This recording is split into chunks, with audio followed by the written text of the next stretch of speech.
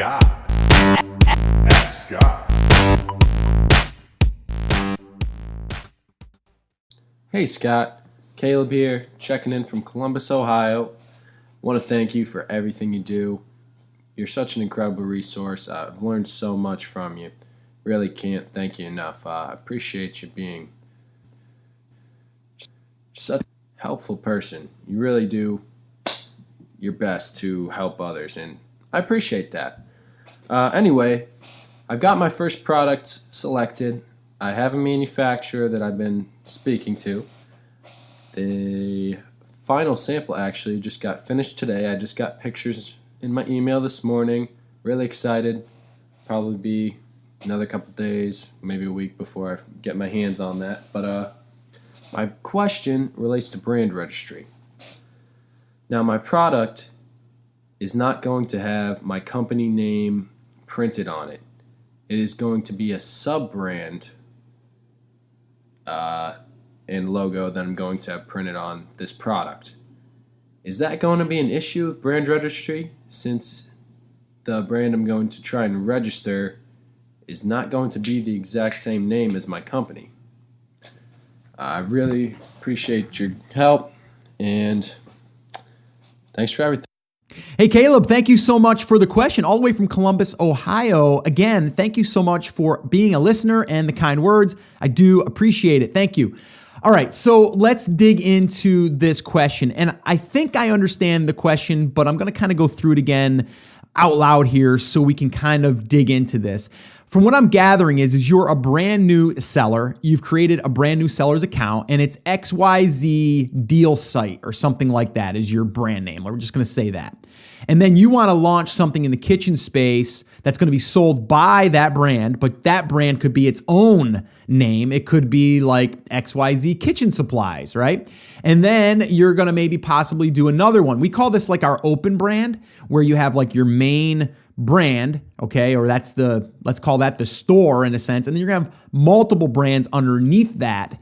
Now, the thing is when you first start brand new, you're going to have a product that you're brand registering. Okay, so if that is in the kitchen space, that's what it's going to be tied to, and then you would need that branded on your product or on the packaging of some kind, and then you're also going to have to prove that you have a website that's selling that brand, and you are going to have that product on your page that is showing that it's your product, but then also that you're driving that link back to Amazon, or it doesn't have to go back to Amazon. They would like that. But this way here, it shows you that you're the owner of that brand because it's on your website. Your website has your logo. The one thing I found, and things are always changing. We all know that, right, in Amazon. So this might be different whenever you listen to this. Maybe you're listening to this 6 months after I recorded it. It could be different.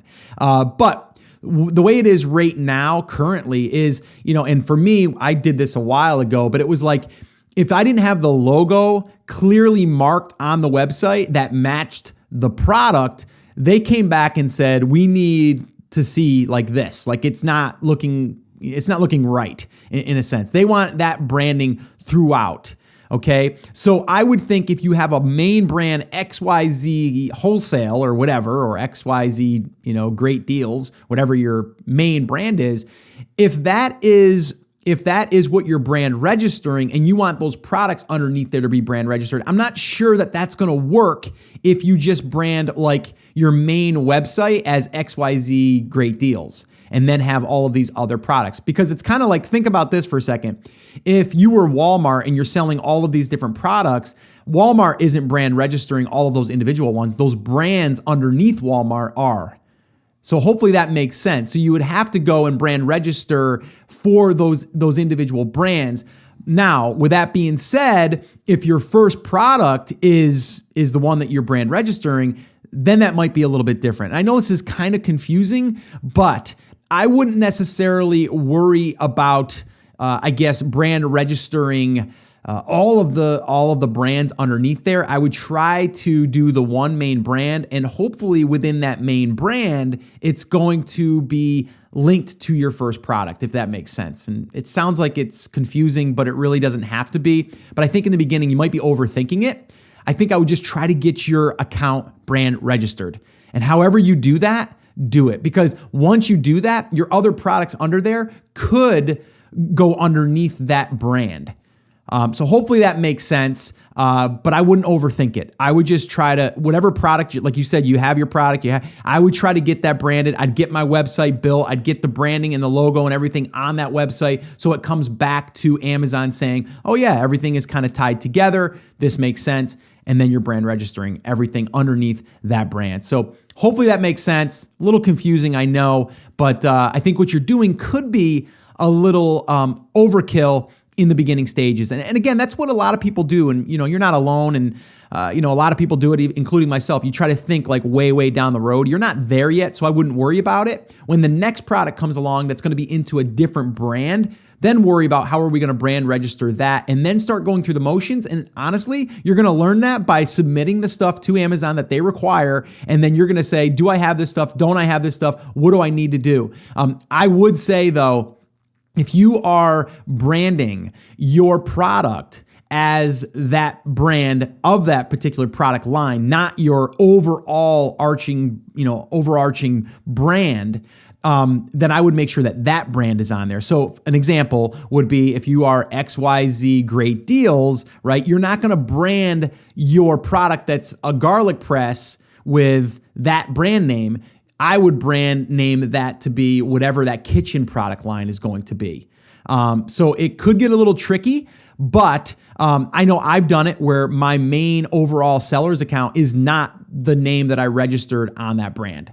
So it does work. Again, Amazon is always changing, so I can't say it's always going to work, but that's what I would do. I would just start submitting the stuff, but I would not brand the garlic press that's in the kitchen space as my XYZ Great Deals. So hopefully that makes sense.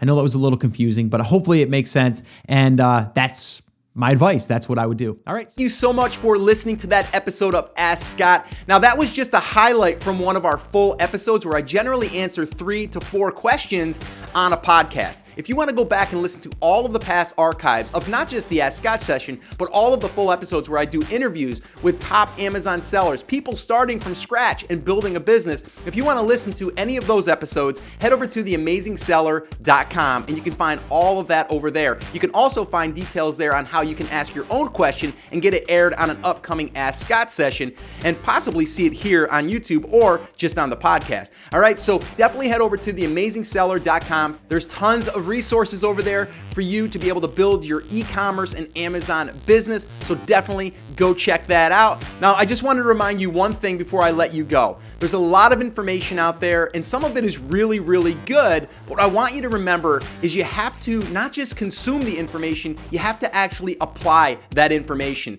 So take this information that you learned here today and apply it to your business. And this way here, you can get results. As my shirt says, I wear it almost daily. Take action. We'll see you guys.